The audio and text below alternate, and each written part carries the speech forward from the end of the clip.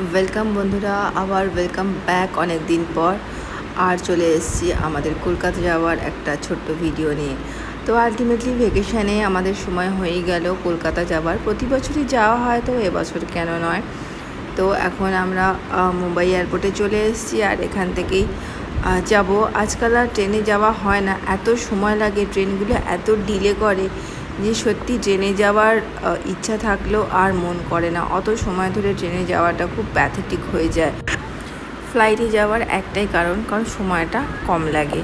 সময় কমটা এখন বিশাল একটা ব্যাপার, কারণ সবারই তো সময় কম, অফিসের ছুটি কম, স্কুল কলেজের ছুটিও মানে কাউন্টেড ছুটি। তো ব্যাগ গুছিয়ে চলে এসেছি এয়ারপোর্টে, আর উঠেও পড়েছি প্লেনেও আমাদের ছেড়ে দিয়েছে। এবার কতক্ষণে পৌঁছাবো সেটাই, মানে ফ্লাইটে যেতে ভালো লাগলেও কিন্তু আমার যেন মনে হয় ওই 2-2.5 ঘন্টা সময়টাও যেন অনেক বেশি লাগছে। অতক্ষণ আর বসে থাকতেও যেন ইচ্ছা করে না, মানে কখন আসবে আর কখন নামবো। তো চলো, এবার আমরা ফ্লাইট নিয়েছিলাম ভিস্তারায়। তো ভিস্তারায় খাবার দেয়, মানে এয়ার ইন্ডিয়াতে যেমন খাবার দেয়, ভিস্তারাতেও খাবার দেয়। তো অন্যগুলো তো দেয় না। তো এটা বেশ একটা ফার্স্ট এক্সপিরিয়েন্স ছিল ভিস্তারার প্রথম ফ্লাইটে। তো খাবারগুলো বেশ ভালো ছিল চাউমিন আর চিলি চিকেন। খাবারগুলো বলবো ভালোই ছিল, হয়তো পরিমাণ কম ছিল, তবে ফ্লাইটের কেউ কতটাই বা খেতে পারে। তো পরিমাণ সেই হিসাবে ঠিকই ছিল, অল্প খিদের জন্য। আর খাবারগুলো ভালো ছিল। চিলি চিকেনটা খুব সফট ছিল, যেটা আমি একটু ভাবছিলাম যে চিকেনটা কেমন হবে, কিন্তু ভালো ছিল। দেখো বন্ধুরা, তোমাদের সাথে গল্প করতে করতে পৌঁছে গেলাম কলকাতার আকাশে। আর এখান থেকে দেখো কলকাতার এই সিটির বিউটিটা কি সুন্দর লাগছে দেখতে। সন্ধে হয়ে গেছে, সব জায়গায় আলো জ্বলে উঠেছে, আর কত সুন্দর লাগছে। মানে কলকাতার আকাশে ঢুকে গেলেই মনটা খুব আনন্দে ভরে যায় যে পৌঁছে গেলাম আমার বাড়ি।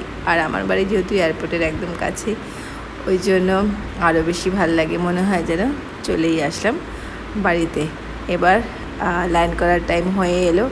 ক্রমশ দেখো আলোগুলো বড় হচ্ছে, তার মানে আমরা এবার রানওয়েকে ছোঁবো।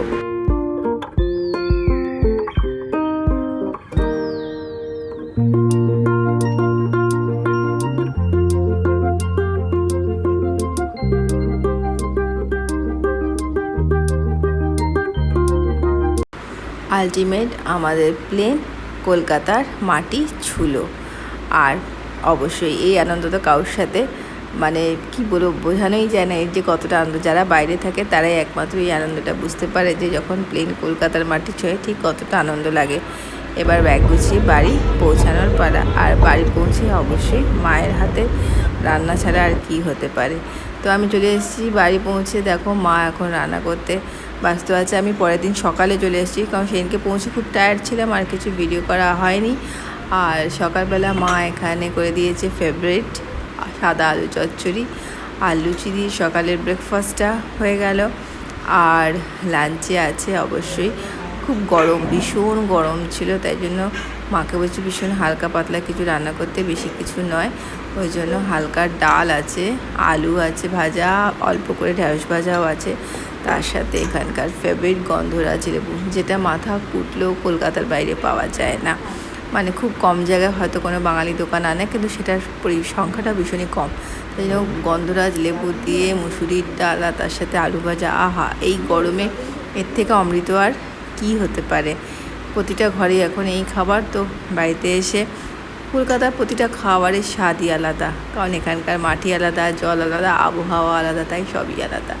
আর আছে পাবদা মাছের পাতলা ঝোল, এটাও কিন্তু আমার লেবু দিয়ে খেতে ভীষণ ভালো লাগে। আর মায়ের হাতের মাছের ঝোলের তো কোনো তুলনাই হয় না।